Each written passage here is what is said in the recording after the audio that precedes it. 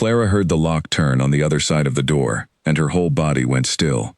It was 2 minutes past midnight, and she had promised never to be standing where she was standing right now. 6 weeks earlier, she had been sitting across from a lawyer named Mr. Ainsley, in a small office that smelled of old paper and furniture polish. Her mother's medical bills were spread across the table between them, along with a folder holding a proposal that would change her life. A man named Edmund Hale, owner of one of the largest estates in the county, wanted a wife. He would pay off every debt her family owed. He would give her a home, a full staff, and more comfort than she had ever known.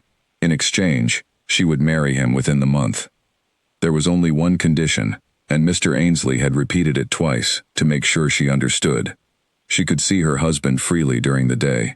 She could speak with him, walk with him, dine with him, laugh with him in the sunlight. But after midnight, she was never to seek him out, never to knock on his door, never to try to see his face. If she broke this rule, the contract would be void, and everything he had given her family would be taken back. Clara had laughed the first time she heard it.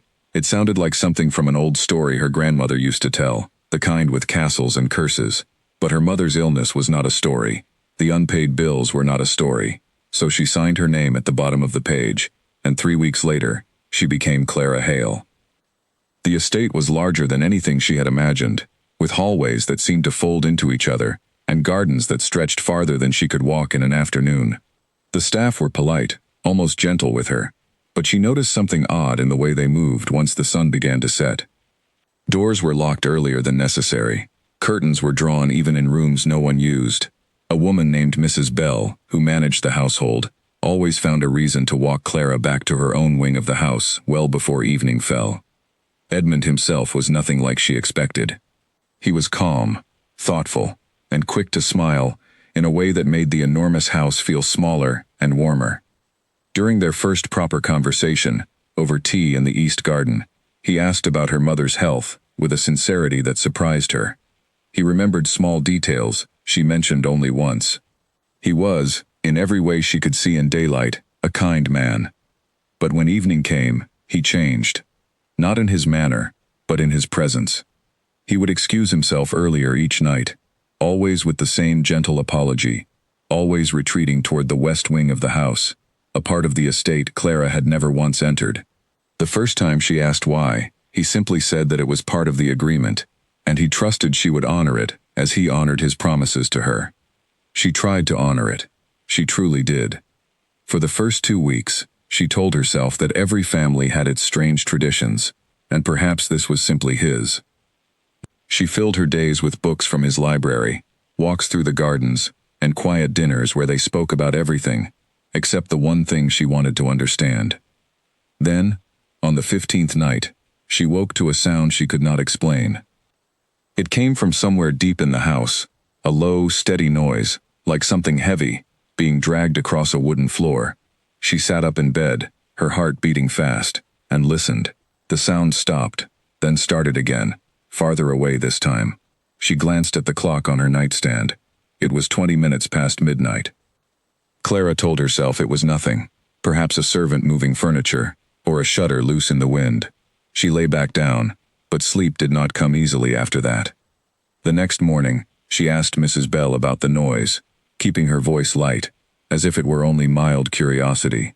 Mrs. Bell's hands paused over the teacups she was arranging, just for a moment, before she answered that the old house made many strange sounds at night, and Clara would grow used to them in time. It was not a real answer, and both of them seemed to know it.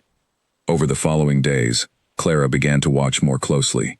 She noticed that a young footman named Peter always carried a tray of food toward the west wing each evening, long after the rest of the household had eaten. She noticed that Edmund's hands, when she caught sight of them in bright afternoon light, sometimes bore small marks, like faint burns that had healed and faded.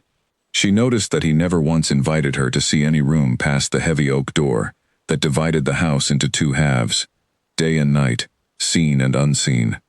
Despite all of this, or perhaps because of it, Clara found herself falling for him. He was patient with her questions, even when he could not answer them. He listened when she spoke about her family, her fears, her hopes for the future, and he never once made her feel foolish for having them. Once, Walking together beneath the apple trees, he took her hand simply to help her over a fallen branch, and she realized with quiet surprise that she did not want to let go. But the mystery of the West Wing pressed on her more with each passing week. She began to lie awake most nights, listening for the sound she had heard before, trying to piece together some explanation that made sense. An illness, perhaps, that worsened after dark. A private grief he could not share. Something about a caretaker's slip of the tongue, an offhand mention of, before the accident, that Mrs. Bell had quickly steered away from, stayed lodged in Clara's mind like a splinter she could not remove.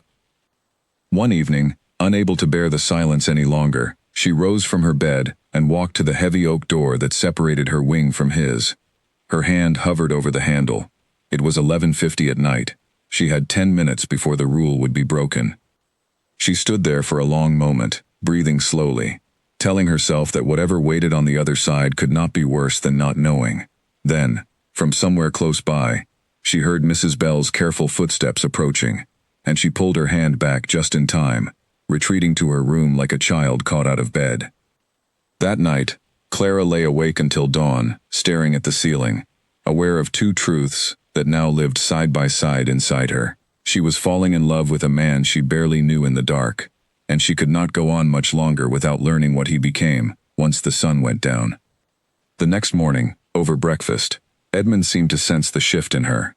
He watched her with a careful, searching look, as though he already knew how close she had come to breaking their agreement. Neither of them spoke of it directly, but when he reached across the table and gently touched her hand, he said only one thing, quietly, almost like a warning wrapped inside a plea. "Whatever you think you might find, Clara, please trust that I am trying to protect you, not from myself, from something else entirely." She did not understand what he meant, but she nodded, because in that moment, looking into his eyes, she wanted very badly to believe him. And somewhere in the back of her mind, a new and frightening thought took root. Perhaps the danger in this house was not behind the locked door at all. Perhaps it was standing right in front of her, wearing the face of the man she was beginning to love. Clara did not sleep that night. She lay in bed, replaying Edmund's words over and over, trying to find some hidden meaning in them, protecting her from something else entirely. What could that mean in a house this quiet, this beautiful, this carefully arranged? By morning, she had convinced herself that the answer lay somewhere in the estate's past, buried in records or old letters, waiting for someone patient enough to find it.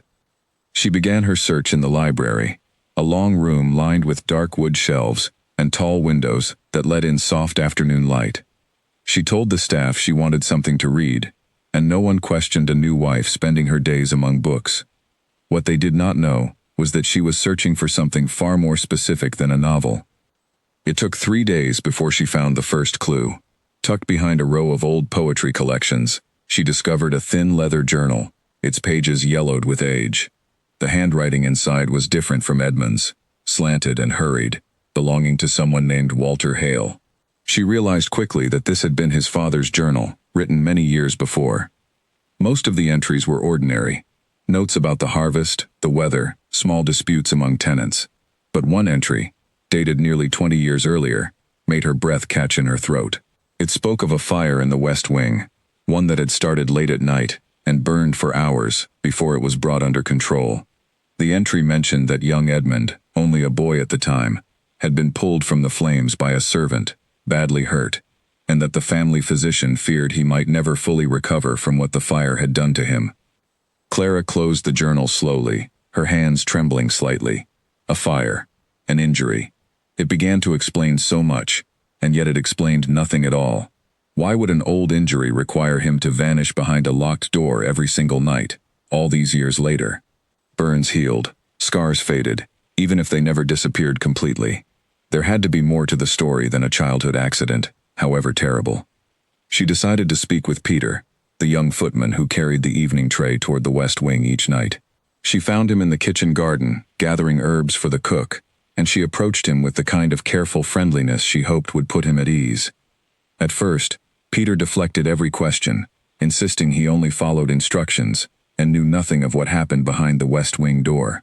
But Clara noticed the way his eyes shifted toward the house whenever she pressed him, and she sensed that his loyalty to Edmund was fighting against something else, perhaps sympathy for her, or simple discomfort with keeping secrets from the lady of the house. Finally, after several minutes of careful conversation, Peter admitted one small detail. He said that some nights, when he brought the tray to the door, he could hear Edmund's voice on the other side, speaking softly, as if comforting himself or perhaps someone else. He said the voice sometimes sounded pained, though Peter had never once seen what caused it, because Edmund always insisted on collecting the tray himself, opening the door only a narrow crack, never enough to reveal what lay beyond. Clara thanked him and walked back toward the house with her mind spinning, a voice, speaking softly, comforting himself, or someone else. She turned the words over and over, unable to settle on any explanation that satisfied her. That evening, dinner with Edmund felt different.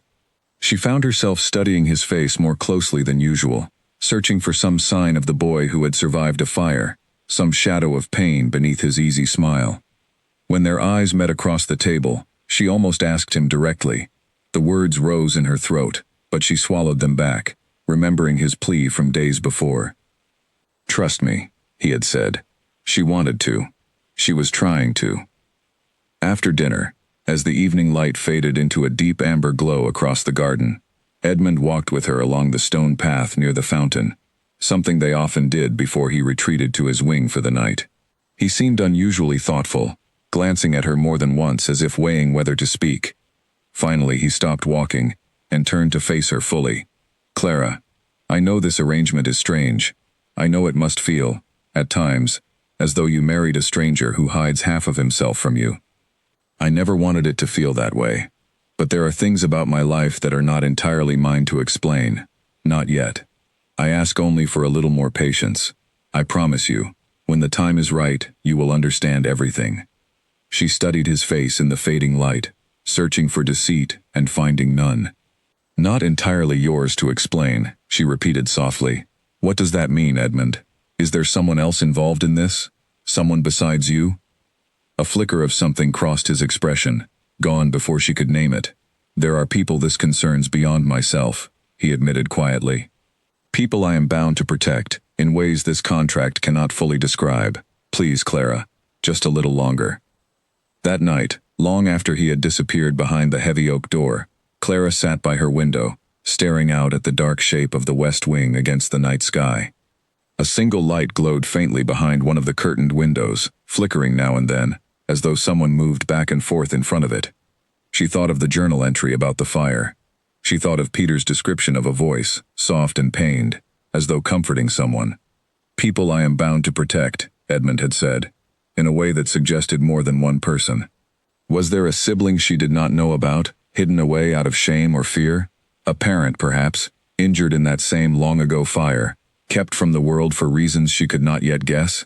The questions multiplied faster than she could answer them, and sleep, once again, refused to come easily. Over the following week, Clara grew bolder in her search for answers, though she was careful never to let Edmund see the extent of her curiosity. She spent hours in the library, working through old letters and estate records, piecing together fragments of the Hale family's history. She learned that Edmund had an older sister, Margaret, who according to the records had died shortly after the fire that injured him. Yet something about the entry felt incomplete, the dates slightly inconsistent with other documents she found, as though someone had gone back later and altered small details. She also learned, through careful conversation with the elderly gardener, a man named Samuel who had worked at the estate for nearly 40 years, that the West Wing had once been the finest part of the house, filled with music and laughter, before the fire changed everything. Samuel spoke of Edmund's mother with particular sadness, mentioning that the poor woman had never been the same after that terrible night, and that she had passed away only a few years later, leaving young Edmund to grow up largely alone, in a house full of quiet grief. None of it fully explained the strict rule about midnight, or the sounds Clara still occasionally heard drifting from the West Wing after dark. But slowly, a picture began to form in her mind, incomplete and blurred at the edges, yet suggesting something far sadder and more complicated than she had first imagined. Perhaps Edmund was not hiding a secret so much as guarding a wound that had never properly healed, one that involved his entire family's tragic history, not merely his own. On the 11th night since her conversation with Peter, Clara woke suddenly to the sound of glass breaking somewhere in the house. followed by a sharp cry that made her blood run cold. She sat upright, heart pounding, and glanced at the clock. It was well past midnight. Every instinct told her to stay in her room, to honor the promise she had made. But the cry came again, unmistakably human, filled with pain, and Clara found herself moving toward her door before she had even decided to. She stood in the dark hallway, torn between the promise that had brought her family comfort and financial safety, and the growing, undeniable feeling that something on the other side of that oak door needed help. Her hand reached for the handle. This time, no one came to stop her. For one long moment, Clara hesitated, staring at the door that separated everything she knew from everything she did not. Then, slowly, she pushed it open, stepping into the darkness of the West Wing for the first time since she had come to live in this strange and beautiful house. The hallway beyond the door was darker than the rest of the house, lit only by a single lamp burning low near the far end. Clara moved slowly, her bare feet silent against the cold floor, her heart pounding so loudly she was certain it could be heard through the walls. The cry had not come again, and the silence now felt heavier than the sound had been. She followed the faint light toward a partially open door, behind which she could hear low, urgent voices. One was Edmund's, tense and pleading. The other was unfamiliar, a woman's voice, thin and frightened, speaking in short, broken sentences that Clara could not quite make out. She pressed closer, her hand against the cool wall, and peered through the narrow gap in the doorway. What she saw stole the breath from her lungs. A young woman sat curled on the floor near an overturned table, broken glass scattered around her, her hands pressed against her ears, as though trying to block out some unbearable noise only she could hear. Her face, though thinner and paler than in any portrait, was unmistakably similar to Edmund's. The same eyes, the same set of the jaw. Kneeling beside her, speaking in the gentlest voice Clara had ever heard him use, was Edmund, carefully avoiding touching her, simply staying close, murmuring words of comfort. "Margaret," Clara whispered to herself, remembering the name from the old estate records, the sister recorded as having died in the fire so many years ago. Edmund looked up sharply at the sound, his eyes finding Clara in the doorway with an expression of pure shock, quickly replaced by something like devastation. "Clara," he breathed, rising slowly, positioning himself slightly between her and his sister, though not in a way that felt like hiding, more like shielding someone fragile from a sudden change. "You should not be here." "She's alive," Clara said softly, unable to look away from the young woman on the floor, who had gone very still, watching Clara with wide, wary eyes. "The record said she died in the fire. Edmund, what is happening here?" He let out a long, tired breath, running a hand through his hair, the composure he always wore during the day completely gone now. "She did not die," he said quietly, "but the fire changed her. It left her mind broken in ways the doctors could never fully explain or fix. Loud sounds terrify her. Bright light overwhelms her. Strangers frighten her badly enough that she can become a danger to herself. My mother could not bear the shame of it, the way people spoke of madness in our family, so she let the world believe Margaret had died that night. We have kept her safe here ever since, hidden from a world that would never understand or accept her." Clara stepped further into the room, moving slowly, careful not to startle the trembling young woman. "That is why you disappear every night," she said, understanding beginning to settle over her like a heavy blanket. "Because you care for her. Because no one else can calm her the way you can." Edmund nodded, his eyes glistening in the lamplight. "She sleeps poorly. She has nightmares of the fire, even now, all these years later. Only my voice seems to soothe her enough to rest. I could not trust anyone else with this. Not even the staff know the whole truth. Only that someone lives here who needs constant, careful attention. I built this rule around midnight because I could never predict which nights would be difficult ones, and I could not bear for you to witness this and think less of either of us."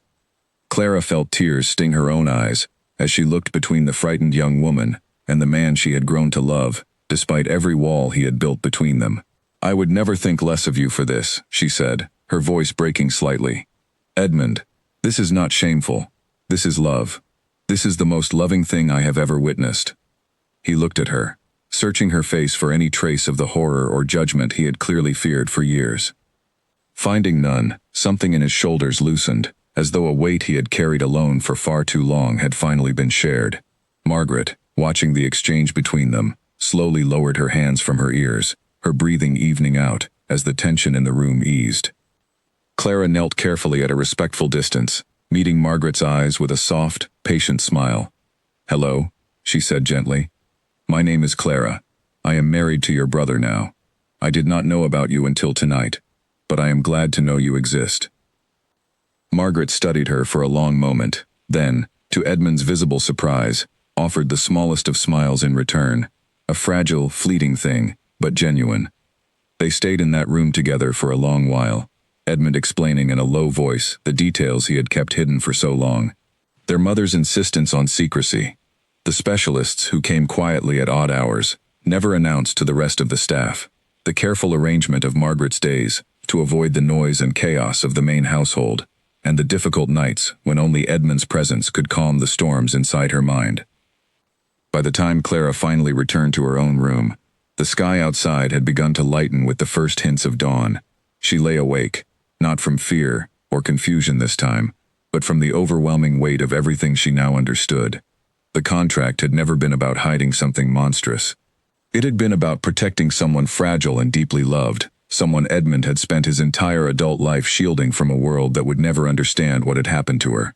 She thought of her own initial suspicions, the frightening explanations she had imagined in the darkest hours of her sleepless nights. She had pictured everything from a hidden crime to some terrible transformation, and instead, she had found only grief, love, and a brother's unwavering devotion to a sister the world believed was gone.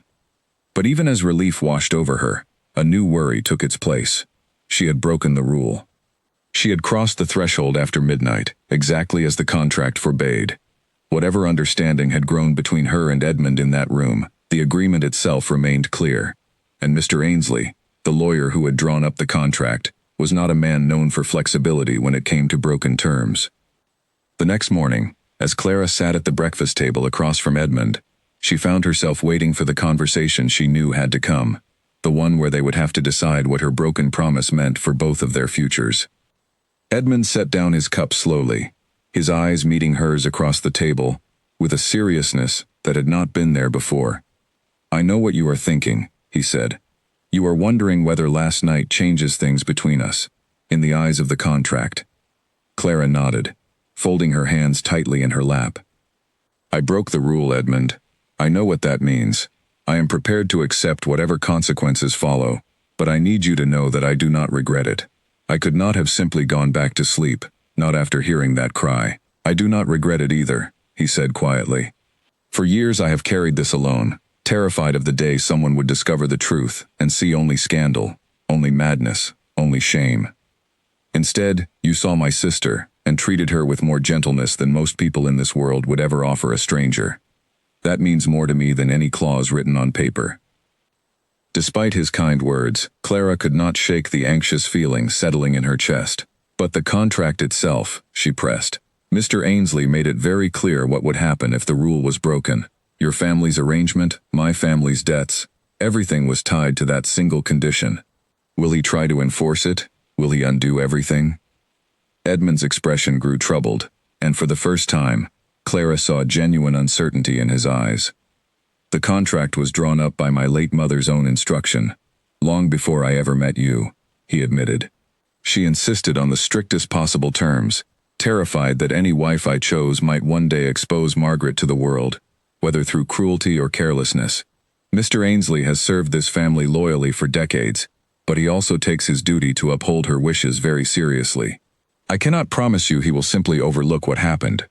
That afternoon, as if summoned by their very conversation, Mr. Ainsley arrived at the estate unannounced, his carriage pulling up the long gravel drive with an air of formality that immediately set Clara's nerves on edge.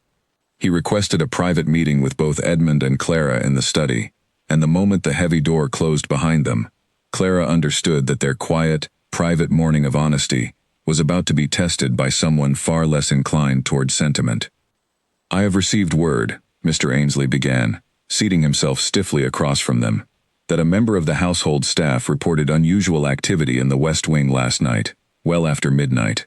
I trust you can explain this to me directly, rather than forcing me to guess." Clara felt her stomach tighten, but before she could speak, Edmund answered calmly, and without hesitation. Clara discovered Margaret last night. She knows the truth now, all of it, and she has treated my sister with nothing but kindness. I will not pretend the rule was upheld, Ainsley. It was not.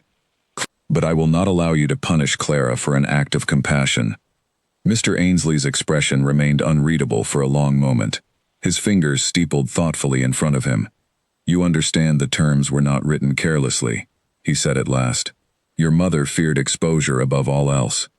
A single indiscretion, a single loose word to the wrong person, could undo everything this family has worked to protect.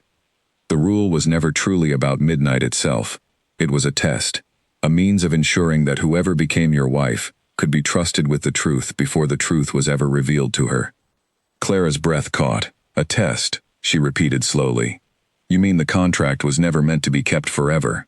It was meant to see how I would respond, if I ever came close to discovering the truth on my own. In a sense, yes, Mr. Ainsley admitted. Though I confess, your late mother's exact intentions were somewhat more severe than mine, Edmund. She believed a wife too curious, too willing to break rules, could not be trusted to protect Margaret's secret in the years to come. I have watched Clara these past weeks. I have seen the care she has shown this household, the patience she has extended to you despite the strangeness of your arrangement. I am inclined to believe her discovery last night was born of concern, not carelessness. The tension in the room eased slightly, though Clara's heart still raced with uncertainty. What happens now? She asked. Is the contract void? Will my family lose everything you promised them? Mr. Ainsley studied her for a long moment before answering. That depends entirely on what happens next. If you can demonstrate, through your actions in the coming weeks, that you can be trusted absolutely with this family's most guarded secret, I see no reason the original terms of support for your family cannot remain intact. However, I must insist that the household staff who witnessed last night's disturbance be handled with the utmost discretion. Rumors, once they begin, are exceedingly difficult to stop. Over the following days, Clara found herself walking a delicate line, proving through quiet, consistent actions that she could be trusted with the fragile secret now shared between them. She began spending time with Margaret regularly, not only at night, when the young woman's nightmares grew unbearable, but during calmer daytime hours as well, reading to her softly, sitting with her in the garden, when the light was gentle enough not to overwhelm her. Slowly, cautiously, Margaret began to trust her. She would reach for Clara's hand sometimes during difficult moments, a small gesture that meant more to Clara than she could have imagined. Edmund watched these interactions with quiet astonishment, as though he had never dared to hope his sister might form a bond with anyone beyond himself. But not everyone in the household was pleased by the sudden shift. Mrs. Bell, who had spent years carefully managing the secrecy surrounding Margaret, grew visibly uneasy watching Clara move so freely between the two wings of the house. One evening, she approached Clara privately, her expression tight with concern. I do not doubt your intentions, my lady, Mrs. Bell said carefully, but you must understand, the secrecy surrounding Miss Margaret has protected this family for nearly 20 years. One careless word, even innocently spoken to a friend or relative outside these walls, could bring scandal down upon this entire household. I have watched Master Edmund carry this burden nearly alone for most of his life. I only wish to ensure that burden is not made heavier by mistakes born of good intentions. Clara understood the warning for what it was, a plea born of loyalty and fear rather than hostility. I promise you, Mrs. Bell, she said firmly, I have no intention of ever betraying this family's trust. Margaret's safety matters to me now, as much as it matters to Edmund. I did not marry into this family expecting an easy life. I married into it prepared to accept whatever it required of me, and now that I understand what that truly means, I intend to honor it completely. Mrs. Bell studied her for a long moment, before finally nodding, a flicker of something like respect crossing her weathered features. Then perhaps, she said quietly, this old house has finally found the mistress it needed. As the weeks passed, the rigid boundary between day and night that had once defined Clara's marriage began to soften. Edmund no longer vanished behind the oak door with the same guarded urgency. Some evenings, Clara joined him and Margaret together, the three of them sharing quiet moments that no longer felt like carefully guarded secrets, but like the beginnings of a real family.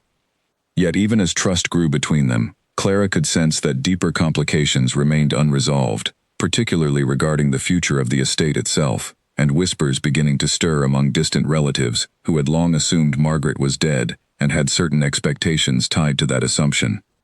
The letter arrived on a gray morning, carried in among the usual correspondence and nearly overlooked, until Mrs. Bell noticed the seal pressed into the wax, a crest belonging to a distant branch of the Hale family that had not set foot on the estate in over a decade.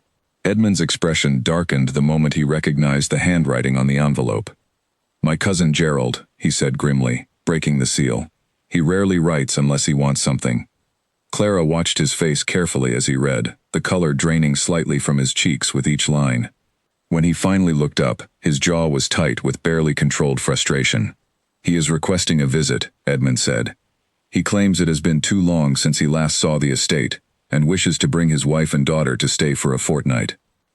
"That does not sound so terrible," Clara offered carefully, though she could see the tension gripping him. "Gerald has always believed that if anything were to happen to me without an heir, the estate and its holdings would eventually pass to his branch of the family," Edmund explained. "For years he has made polite but persistent inquiries about my health, my marriage prospects, my plans for the future. If he learns that Margaret is alive, everything changes. She would have a legitimate claim ahead of him, regardless of her condition, and I fear how far Gerald might go to protect his own interests if he felt threatened." Clara felt a cold unease settle over her. "You think he would try to use her condition against her, against the family?" "I think," Edmund said slowly, "that Gerald has spent years assuming he understands the full shape of this family's history. If he discovers that Margaret survived, and that I have kept her hidden all this time, he could argue that I have committed fraud, concealing a living heir for my own benefit.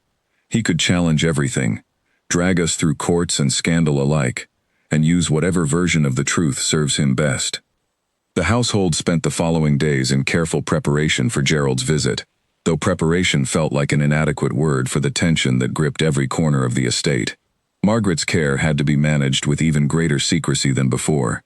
Mrs. Bell arranged for her meals to be brought quietly, her presence in the West Wing disguised behind the same careful routines that had protected her for nearly 2 decades, but now under the added strain of hosting guests who could not be trusted with the truth. Gerald arrived precisely on schedule, a tall, sharp-featured man whose smile never quite reached his eyes, accompanied by his wife, a quiet woman named Charlotte, and their young daughter Lily, whose bright curiosity seemed to notice far more than the adults around her intended. From the very first evening, Clara sensed Gerald watching the household with careful, calculating attention, noting every unusual routine, every hushed conversation that stopped abruptly when he entered a room. On the 3rd night of their visit, disaster nearly struck. Young Lily, restless and unable to sleep, wandered from her guest room in search of water and found herself near the entrance to the West Wing precisely as Peter was carrying the evening tray toward Margaret's room. Clara, who had been walking nearby, spotted the girl just in time and gently redirected her, inventing a story about a locked storage room full of old furniture to satisfy the child's curiosity. But Gerald, appearing moments later to collect his wandering daughter, gave Clara a long, appraising look that suggested he was not entirely convinced by the explanation.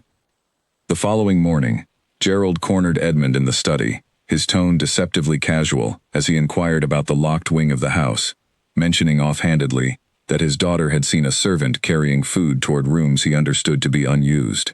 Edmund, drawing on years of practiced composure, explained smoothly that the West Wing housed a distant relative recovering from a long illness, someone who required quiet and privacy, and who preferred not to be disturbed by unfamiliar guests. It was, in its way, close enough to the truth to sound convincing, though Clara could see the strain it cost him to deliver the lie so calmly. Gerald did not press further in that moment, but his lingering suspicion hung over the remainder of his visit like a storm cloud refusing to break. Clara found herself constantly alert, watching for signs that he might attempt to investigate further, torn between relief each time a day passed without incident, and dread at the thought of the fortnight still ahead of them. It was Charlotte, surprisingly, who nearly uncovered the truth entirely. Gentle and observant in a way her husband was not, she approached Clara privately during a quiet afternoon in the garden, her voice soft with genuine concern rather than suspicion. "Forgive me if this is forward," she said, "but you seem burdened by something, Clara. I have noticed how carefully you and your husband guard certain rooms, certain hours of the day. I do not wish to pry into matters that are not mine to know. But if there is something troubling this household, I hope you know you need not carry it entirely alone." Clara studied the other woman's face, searching for any hint of Gerald's calculating ambition, and found instead only quiet kindness. Still, she could not risk the truth, not with so much at stake. "You are very perceptive," Clara said carefully.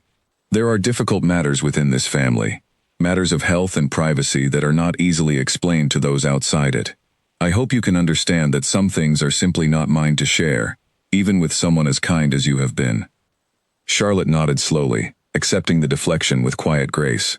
"I understand more than you might think," she said. "Gerald has ambitions for this estate that I do not fully share. Whatever burden your family carries, I hope you find the strength to protect it, whatever it might be." The fortnight finally drew to a close, and Gerald's family departed the estate without having uncovered the truth of Margaret's existence. Yet the visit left its mark on the household, a lingering awareness that the secrecy protecting Margaret could not last forever, not with distant relatives circling the estate with growing curiosity about its future. Edmund, watching his cousin's carriage disappear down the long drive, turned to Clara with a troubled expression. "This will not be the last time someone comes looking for answers," he said quietly. "Gerald may not have found the truth this time, but he will return, or send someone in his place. Sooner or later, the world will learn that Margaret is alive. I would rather that truth come from us, on our own terms, than be dragged into the light by someone determined to use it against her." Clara took his hand, feeling the weight of his words settle over her. "Then perhaps it is time to stop hiding," she said softly. "Not recklessly, not all at once, but carefully, on our terms, surrounded by people who love her, rather than people who fear her. Margaret deserves more than a life spent locked away from a world that has never truly seen her." Edmund looked at her for a long moment, something like hope flickering behind the exhaustion in his eyes. "You would help me do this," he said, not quite a question. "I already have," Clara answered. "From the very first night I broke your mother's rule, I chose to stand beside both of you, whatever that meant. I do not intend to stop now." The decision to slowly bring Margaret into the light of the household was not one Edmund made lightly, and over the weeks that followed, Clara watched him wrestle with old fears that had shaped nearly his entire adult life.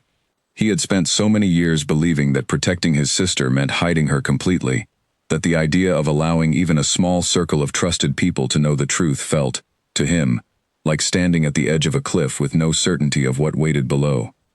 They began carefully, with Samuel the gardener, a man who had served the family faithfully for decades, and had known Margaret as a child before the fire changed everything.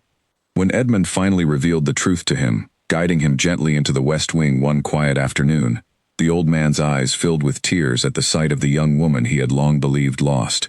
Margaret, sensing no threat in his gentle, familiar presence, allowed him to sit with her for nearly an hour, speaking softly about the garden, as it had been in years long past. Encouraged by this success, Edmund and Clara extended the same careful trust to a few other longtime members of the household, each revelation handled with patience and care, each person given time to adjust to the truth before being permitted near Margaret herself. Slowly, the atmosphere of the estate began to shift.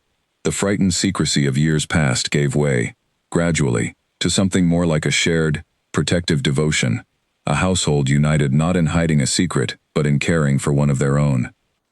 Margaret herself began to change as well, though slowly and unevenly, as was to be expected after so many years of isolation. She still struggled with sudden loud noises, with unfamiliar faces, with the overwhelming sensations that had haunted her since childhood. But with each passing week, surrounded by more patience and warmth than she had known in years, small improvements began to show themselves. She began joining Clara and Edmund for quiet breakfasts in a private sitting room, her hands trembling less with each visit. She began speaking more, in soft, halting sentences that nonetheless carried more clarity than she had shown in a very long time. One afternoon, as Clara sat beside her in the garden, carefully avoiding the brighter patches of sunlight that still troubled her, Margaret turned to her with an expression of quiet, searching curiosity. "You are not afraid of me," she said softly, as though testing the words for truth. "No," Clara answered honestly. "I never was, not once I understood you. I think, in truth, I was more afraid of what I did not understand. Fear like that fades quickly, once you see the person clearly. Margaret considered this for a long moment, her eyes drifting toward the house where Edmund could be seen through a window, speaking with Mrs. Bell about some household matter. He gave up so much for me, she said quietly. His whole life, shaped around protecting me. I have always felt the weight of that, even in my worst moments, even when the fear made it hard to think clearly at all. He does not see it as something given up, Clara said gently. I have watched him with you. I do not think he has ever once resented a single moment spent protecting you. If anything, I think caring for you has been the truest, steadiest part of his entire life. Margaret's eyes glistened, and for the first time since Clara had known her, she reached out and took Clara's hand entirely on her own, without hesitation or fear. I am glad he chose you, she said simply. I do not think anyone else would have understood, not the way you have. As Margaret's healing progressed, however, a new complication arose from an unexpected direction. Word of Clara's frequent, unexplained absences from social gatherings in the wider county had begun attracting quiet attention among the local gentry, who had grown curious about the reclusive nature of the Hale household since Clara's marriage. Rumors began to circulate, whispered speculation about strange happenings at the estate, about mysterious figures glimpsed occasionally through upper windows, about the family's persistent refusal to host any but the smallest, most controlled gatherings. It was inevitable, perhaps, that Gerald would hear these rumors as well, and that his earlier suspicions, never fully extinguished, would be reignited by the gossip now circulating through the county.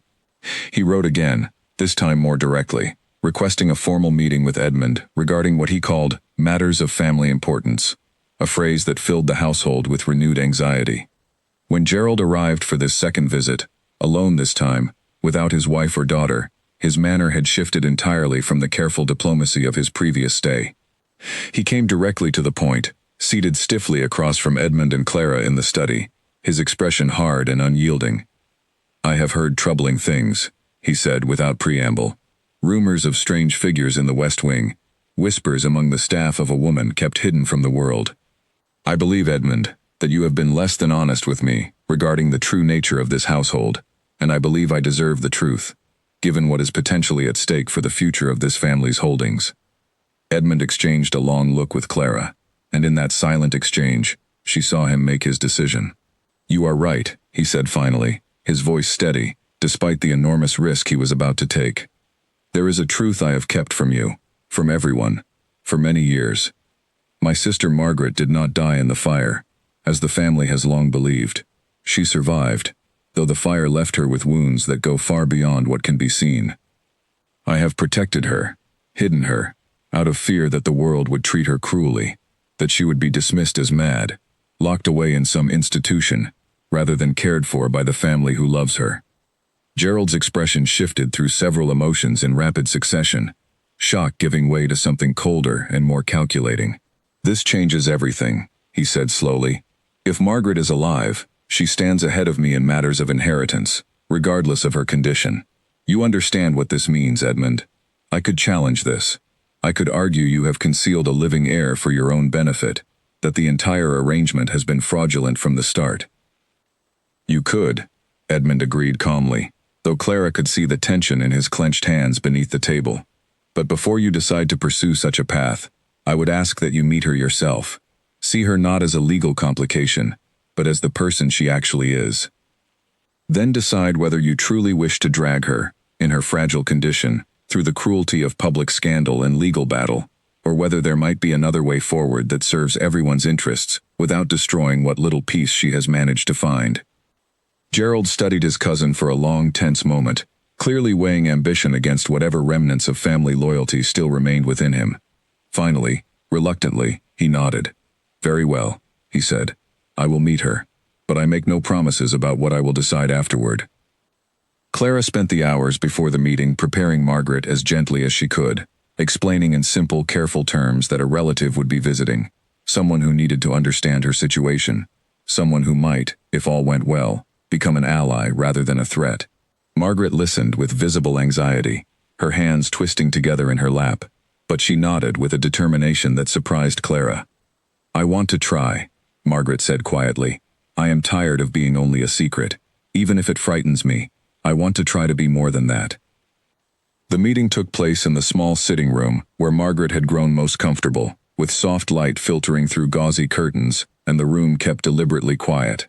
Edmund sat close to his sister, his presence a steady anchor, while Clara positioned herself nearby, ready to offer comfort if the moment grew overwhelming. Gerald entered slowly, his usual sharp confidence noticeably subdued by the gravity of the situation. For a long moment, no one spoke. Gerald studied Margaret with an expression Clara could not quite read, something caught between shock and reluctant sympathy. Margaret, trembling slightly but holding her ground, met his gaze with quiet courage. "I remember you," Margaret said softly, surprising everyone in the room. "From before. You used to visit in the summers. You brought me a book once, about ships and the sea. I still have it." Gerald's composed expression cracked slightly, genuine emotion flickering across his features. "I remember that too," he said, his voice rougher than before. "I did not know, all these years, that you survived. I am sorry, Margaret, for whatever you have suffered, and for whatever assumptions I made about this household before understanding the truth." The conversation that followed was slow and careful, Margaret speaking only when she felt able, Edmund and Clara gently filling in details when the silence grew too heavy. Gerald listened, his hardened ambition visibly softening as the reality of Margaret's suffering, and the family's years of quiet sacrifice to protect her, became clear to him in a way that legal documents and rumors never could have conveyed. By the time the meeting ended, something fundamental had shifted in Gerald's demeanor. He requested a private conversation with Edmund afterward, and when the two men emerged nearly an hour later, Edmund's expression carried a cautious relief that had been absent for weeks. "Gerald has agreed not to pursue any legal challenge," Edmund told Clara later that evening, as they walked together through the quiet garden. "He says that meeting Margaret changed something in him, that he cannot in good conscience use her suffering as a means to advance his own ambitions. He has even offered to help us find specialists who might assist in her continued recovery, doctors he encountered through his own connections, who have experience with conditions like hers." Clara felt a wave of relief wash over her, though she knew the road ahead remained long and uncertain. "This does not erase everything," she said carefully. "There will still be difficult days, still be moments when the world proves too much for her. But perhaps, now, she does not have to face any of it, entirely alone, hidden away as though she were something to be ashamed of." "No," Edmund agreed, taking her hand as they walked. "Because of you, Clara, none of us have to face any of it alone anymore." The weeks that followed brought slow, steady progress. With Gerald's cautious support and the growing trust of the household, Margaret's world began to expand, carefully and deliberately, beyond the walls of the West Wing that had confined her for so long. She began taking short walks in the garden during the gentlest hours of daylight, her hand often tucked securely into Clara's arm for reassurance. She began sitting in on small family meals, at first only with Edmund and Clara present, later with a few trusted members of the household as well. Specialists recommended by Gerald visited the estate quietly, offering new approaches to managing Margaret's condition that had not been available to the family in the years immediately following the fire. Slowly, incrementally, Margaret's nightmares grew less frequent, her tolerance for noise and unfamiliar faces gradually expanding, though always at her own careful pace, never forced or rushed. Clara, watching this transformation unfold, felt something settle deeply within herself, a sense of purpose she had never quite found before coming to this strange, beautiful, secret-laden house. She had come here to save her family from financial ruin, entering into a marriage built on a contract rather than love. But somewhere in the quiet, careful unraveling of Edmund's guarded heart, in the fragile trust built patiently with Margaret, she had found something far more valuable than the security she originally sought. One evening, as autumn began to color the estate's vast gardens in deep golds and reds, Edmund found Clara sitting alone near the fountain, watching the last light of day fade slowly into dusk. He sat beside her without a word at first, simply taking her hand and holding it in comfortable silence for a long moment before speaking. "Do you remember," he said softly, "the day you arrived here, when I could barely look at you directly, terrified that you would somehow uncover everything I was trying so desperately to hide?" Clara smiled softly at the memory. "I remember thinking you were the most guarded man I had ever met." I could not decide if I found that intriguing or simply exhausting. He laughed quietly, a rare, unguarded sound that had grown more common in recent months. I think, in truth, it was both, he admitted. But somewhere between that guarded stranger and the man sitting beside you now, something changed entirely. You did not simply uncover my family's secret, Clara. You transformed it from a burden into something we could finally begin to heal. We still have far to go, Clara said gently, though hope colored every word. Margaret's recovery will take years, perhaps her entire life. The world outside these walls may never fully understand or accept her, however much progress she makes. Perhaps not, Edmund agreed. But she will not face that world alone anymore, and neither will I. Neither of us will. Not since the night you crossed that threshold you were forbidden to cross, and chose compassion over the safety of simply obeying an old, frightened rule. Clara turned to look at him fully, the fading light catching in his eyes, and felt, with quiet certainty, that whatever challenges still lay ahead for their unusual, complicated family, they would face them now together, without secrets standing between them any longer. The condition that had once defined the strange boundaries of their marriage had finally dissolved, not through defiance or force, but through honesty, patience, and a love that had grown strong enough to hold an entire family's fragile, long-guarded truth. A full year passed before Clara truly understood how much the estate had changed since the night she first crossed that forbidden threshold. The house that once felt heavy with secrets now hummed with a different kind of energy, careful still, but no longer built entirely on fear. Margaret's recovery, though never complete, had steadied into something that resembled a real life, full of small joys that once would have seemed impossible. She had begun painting, guided gently by a tutor Gerald had recommended, someone patient enough to work around her difficult days without ever making her feel like a burden. Her paintings, mostly of the garden and the fountain she had come to love, began to fill the once empty walls of the West Wing, transforming it from a place of hiding into a place of quiet creation. Clara often sat with her during these sessions, watching color slowly bring life back into a space that had known too much silence for too long. Edmund, too, had changed in ways that continued to surprise Clara. The careful, guarded man she had married had softened into someone capable of real, unguarded joy, someone who laughed easily now, who no longer flinched at unexpected sounds from the West Wing, who greeted each day without the constant undercurrent of dread that had once shaped his every waking hour. He credited Clara entirely for this transformation, though she always insisted the credit belonged equally to Margaret's own quiet courage. Gerald visited more frequently now, his relationship with the family transformed from suspicious rival to genuine ally. He brought his daughter Lily along on several occasions, and to everyone's quiet delight, Margaret responded to the child's gentle, uncomplicated presence with a warmth that surprised even Edmund. Lily, unburdened by any knowledge of the family's difficult history, simply saw a kind woman who painted beautiful pictures and treated her with the easy, accepting friendship only a child could offer. The rumors that had once circulated through the county eventually faded, replaced by a new, gentler narrative that Edmund and Clara carefully guided into being. Margaret was introduced, slowly and on her own terms, as a beloved family member who had suffered greatly but was now recovering under the family's devoted care. The truth, softened just enough to protect her most private struggles while still honoring her existence, was received by the wider community with far more grace than the family had ever dared hope for.